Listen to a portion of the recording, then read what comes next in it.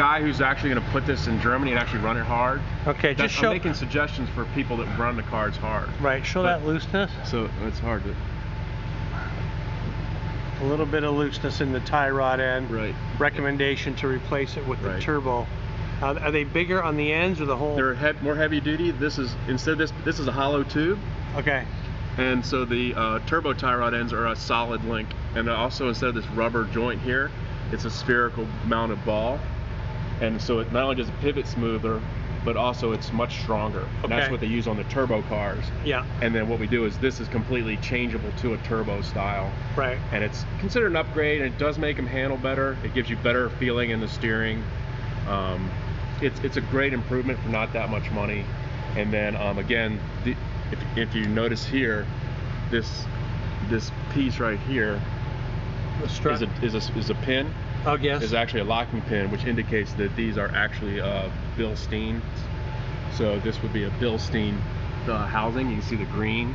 Yes. So it is a Bilstein, and so depending upon the age and all with the history, I would recommend shocks.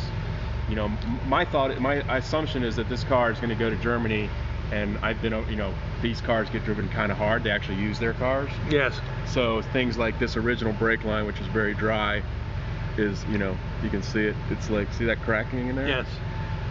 That's obvious. That's safety for one thing. Right. Yeah. But they're original. Nothing wrong, but it's not safe per se. Especially once you start getting up to pushing this car. Yeah. Well, as we discussed, it's better to do the repairs here in the U.S. I think what's happened is the euro's been plummeting, and so. Right. And then this is, and then if you look here, this is the bushing I was talking about. And this is an original bushing, and this has some wear on it. So typically, if he was a typical customer who has a car with some age on it that wants to put it back on the street and start using it hard and feeling comfortable, we replace these bushings. We use it's a restoration type, so it's a little bit stiffer but still compliant. Feels great and gives you better handling. It's not that expensive. We do all that together. You get some overlapping time, and the car will be amazingly different. Amazing. You do obviously both sides. Yeah, do both sides. New strut inserts, new brake lines, and new tie rod ends, and the car is like a completely different animal. The rear, there's nothing necessary to do except for maybe put the shocks on. Everything here is all good. So, but these look new. So these are really, these have been replaced. Yeah, I see that. So I wouldn't worry about these, but the brake lines again, just as a maintenance item. Yeah. But the fronts, I don't know if the fronts are hard to tell because they're encapsulated inside a strut housing. Right. And they're a little more expensive, and usually people don't do that because the cars are light up front and they don't realize the shock is bad until you really start pushing the car at 100 miles an hour, and that's not the time to find out the shocks are done. What's it do? Does it peg that 85-mile-an-hour speedometer? Yeah, it just goes dead. It pegs to 85. It'll go actually past 85, but then it stops around 100. You can go to BDO and just get the European, but the problem is I think he has to get a documentation because Well, we could do that, but I think the originality of this car, you'd want to leave this speedometer in it. Well, what you do is most guys will take the speedometer and keep them, and then get another speedometer for Europe.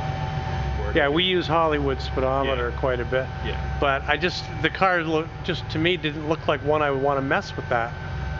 No, if you don't need to, why mess with it? Yeah, well, as long as it's got KPH, we're okay.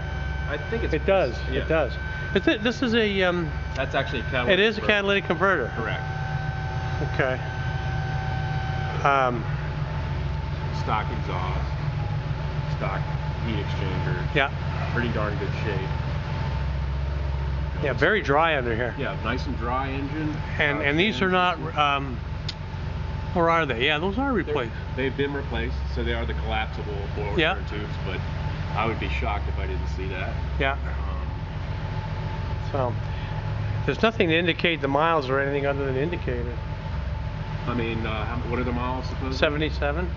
Sure, looks like that. 77 with 30 years, almost. Yeah. I would expect to see exactly this. Yeah.